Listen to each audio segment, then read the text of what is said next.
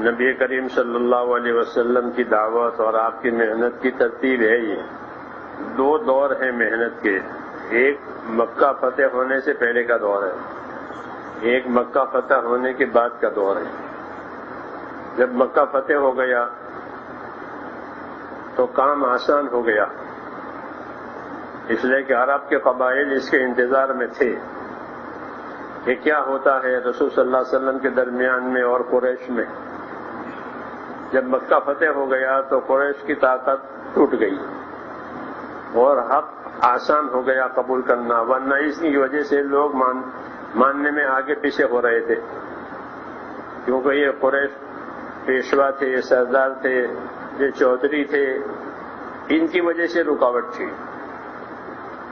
اب لوگوں میں نرمی آ گئی اور وہ طلب ان میں پیدا ہو گئی.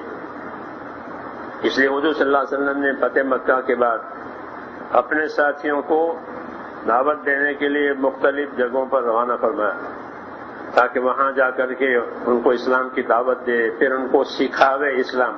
خالی دعوت دے کر نہ چلے آئیں بلکہ رہیں وہاں, لوگ ان کی صحبت سے فائدہ اٹھائیں, ان سے احکام سیکھیں, ان سے سنتیں سیکھیں, ان سے قرآن شریف سیکھیں.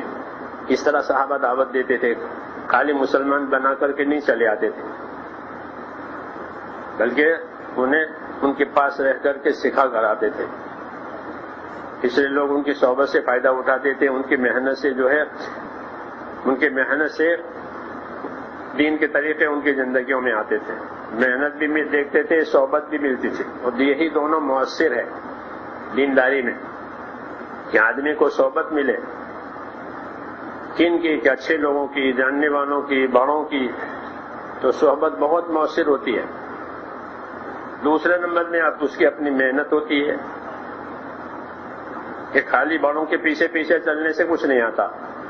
ہاں, بڑوں کی راہ لے, بڑوں کے طریقے اختیار کریں, ان کا طرز حاصل کرے, پھر اپنی محنت بھی لگاوے. یہ دونوں باتیں جمع ہوتی تھی, صحبت, محنت. اب کوئی کمی نہیں رہ جاتی تھی, اپنے اپنے استعداد کے مطابق لوگ ترقی کرتے تھے اپنی دینداریوں میں. اس لیے حضور صلی اللہ علیہ وسلم اپنے صحابہ کو بھیجتے تھے اور وہ حضرات وہاں جا کر محنت کر کے ان کو اسلام میں داخل کر کے پھر ان کو چھوڑ کے نہیں چلے آتے تھے, ان میں ٹھہرتے تھے جب تک تقاضا ہو یا جب تک رسول صلی اللہ علیہ وسلم کی طرف سے اجازت ہو اتنا وہاں ٹھہریں گے اور ضروریات دین سے ان کو واقف کریں گے, اس کا عملی طریقہ بتائیں گے. پھر ان میں سے کسی بعضوں کو مدینے لے کر آ جاتے تھے کہ تم مدینے چلو ہمارے ساتھ, اور وہاں پوری بات دیکھو, پورا کام دیکھو, پورا دین دیکھو. اس سے پوری چیز ان کے سامنے آ جاتی تھی. یہی محنت کا طریقہ ہے. تو آج ذکر ہے خالد بن ولید کو بھیجنے کا. خالد بن ولید سن 8 ہجری میں مسلمان ہوئے ہیں فتح مکہ سے پہلے, اور 11 ہجری میں حضور صلی اللہ علیہ وسلم کی وفات ہو گئی ہے. لیکن چونکہ بہت استعداد والے آدمی تھے تو بہت کچھ کما لیا تھا انہوں نے اتنے دنوں میں. فتح مکہ کے بعد حضور صلی اللہ علیہ وسلم نے ان سے کام لیا ہے, کیونکہ وہ کام کے آدمی تھے, ان کے مسلمان ہونے کا آپ کو انتظار تھا. یہ مسلمان ہو جاوے, ہمارے کام میں آ جاوے تو ہم اس کی خوب قدر کریں. تو وہ اسلام لے آئے. پھر ان کو حضور صلی اللہ علیہ وسلم نے کام میں لگایا, بڑے بڑے کام ان کو دیے. آج اسی کا ذکر ہے کہ خالد بن ولید کو نجران بھیجا تھا. نجران کا علاقہ ابھی بھی سعودیہ میں ہے, یمن کی طرف, مکے سے مشرق کی جانب میں ہے, تقریباً 900 کلومیٹر پر ہے. نجران مشہور جگہ ہے. تو نجران کے رہنے والوں کی طرف خالد بن ولید کو حضور صلی اللہ علیہ وسلم نے بھیجا تھا دعوت دے کر کے. اسی کا ذکر ہے کہ رسول صلی اللہ علیہ وسلم نے خالد بن ولید کو بنو حارث بن کعب, یہ قبیلہ تھا وہاں کا, ان کی ہدایت کے لیے نجران بھیجا اور یہ فرمایا کہ ان کو دعوت دینا اسلام کی, ان سے جنگ جہاد نہیں کرنا, ابھی ان کو دعوت دینا, 3 دن تک مسلسل ان پر محنت کرو, اگر وہ قبول کر لیتے ہیں تو بس ہمارا کام ہو گیا, ہاں وہ نہ مانے تو پھر جنگ جہاد کا حکم ہے. یہ فرمایا تھا, کیونکہ اصل یہ لوگوں کو دیندار بنانا. تو خالد روانہ ہوئے یہاں تک کہ ان کے پاس پہنچ گئے. کہ چھوٹی چھوٹی جماعتیں بنا کر کے ان کے درمیان میں پھیلا دی، اور یہ ان کے درمیان میں پھیل کر کے ان کو دعوت دیتے تھے ہر طرف، اور لوگوں کو بلاتے تھے اللہ کی طرف، اے لوگوں اسلام لے آؤ کامیاب ہو جاؤ گے، اے لوگوں اسلام لے آؤ گے۔ ہاں، یہی طریقہ ہے، تواضع کے ساتھ، عاجزی کے ساتھ، خوش اخلاقی کے ساتھ دعوت دی جاتی ہے۔ ڈنڈے کے زور سے کوئی چیز نہیں چلتی، ڈنڈے کے جواب میں ڈنڈے آئیں گے، اخلاق کے جواب میں اخلاق آتے ہیں۔ تو کہ اے لوگوں اسلام لے آؤ سلامت رہو گے۔ تو ان کی اس محنت پر وہ لوگ مسلمان ہو گئے اور دین میں داخل ہو گئے۔ تو اب کام پورا نہیں ہوا، اب کام پورا نہیں ہوا بلکہ اب کام بڑھ گیا۔ چنانچہ خالد ان کے درمیان میں مقیم ہو گئے اور ان کو اسلام کی تعلیم دینے لگے، اللہ کی کتاب سکھانے لگے، رسول اللہ صلی اللہ علیہ وسلم کی سنتوں کی ان کو تعلیم دینے لگے۔ یہ ہے، یہ طریقہ تھا صحابہ کا۔ اسلام لے آئے ہیں تو اب اسلام سکھاؤ، اپنی صحبت میں اپنی محنت میں ان کو لے لو۔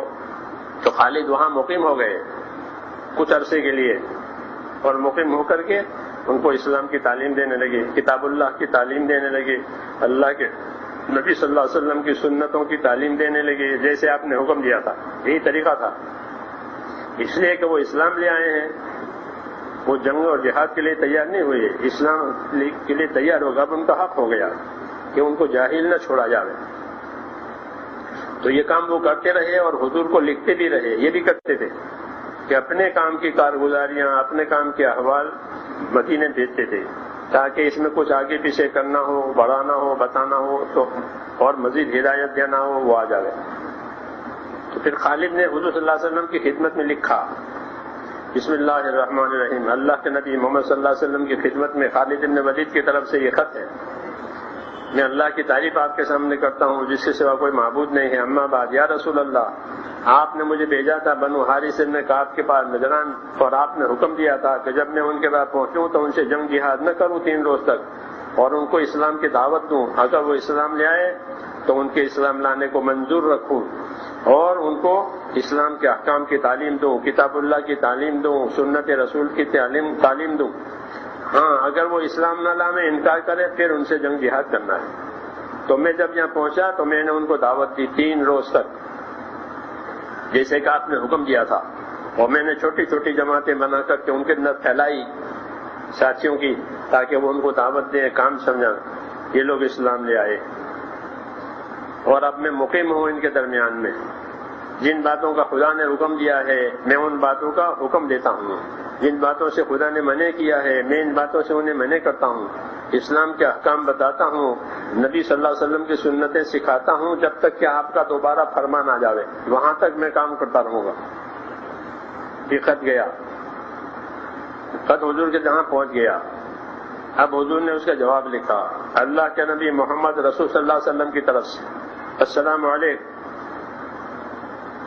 اما بعد، آپ کا خط میرے پاس پہنچ گیا آپ کے آدمی کے ساتھ، اس میں یہ خبر ہے کہ بنو حارث بن کعب نجران کے رہنے والے مسلمان ہو گئے اور جنگ جہاد کی ضرورت نہیں پیش آئی، انہوں نے وہ دعوت قبول کر لی ہے اسلام کی، اور اللہ کے ایک ہونے کی، نبی کے برحق ہونے کی شہادت انہوں نے دی، اور یہ کہ اللہ نے انہیں ہدایت دی، اللہ نے ان کو ہدایت دی اپنے راستے کی۔ اب آپ ان کو بشارتیں سنائیں، آپ ان کو وعیدیں سنائیں، تاکہ ان کا ایمان پکا ہو جاوے اور آپ واپس آ جاویں۔ لیکن جب آپ واپس آ جاویں تو ان کے کچھ لوگوں کو اپنے ساتھ بھی یہاں لے آنا مدینہ منورہ میں۔ یہ پورا طریقہ ہے نقد جماعت نکالنے کا، جو اب نہیں نکل رہی ہے ملکوں میں، خاص طور سے نقد جماعتیں نکالنے کا ختم، دوسری باتیں پیدا ہو گئی، اور اصل یہ تھا کہ لوگوں کو نقد نکالے اور مقامی کام سمجھاوے اور اپنے کاموں کو استقامت کے ساتھ پورا کرے۔ یہ 3 باتیں اصل ہیں، یہ اس میں اللہ ہمیں اس کی توفیق دے۔ اللہم صلی وسلم وبارک علی سیدنا محمد النبی الأمی وآلہ وصحبہ اجمعین۔ ربنا إننا آمنا فاغفر لنا ذنوبنا وقنا عذاب النار. اللهم اقبل بقلوبنا إلى دينك واقبل بقلوب جميع المسلمين إلى طاعتك. ربنا آتنا في الدنيا حسنة وفي الآخرة حسنة وقنا عذاب النار. وصلى الله تعالى على خير خلقه محمد.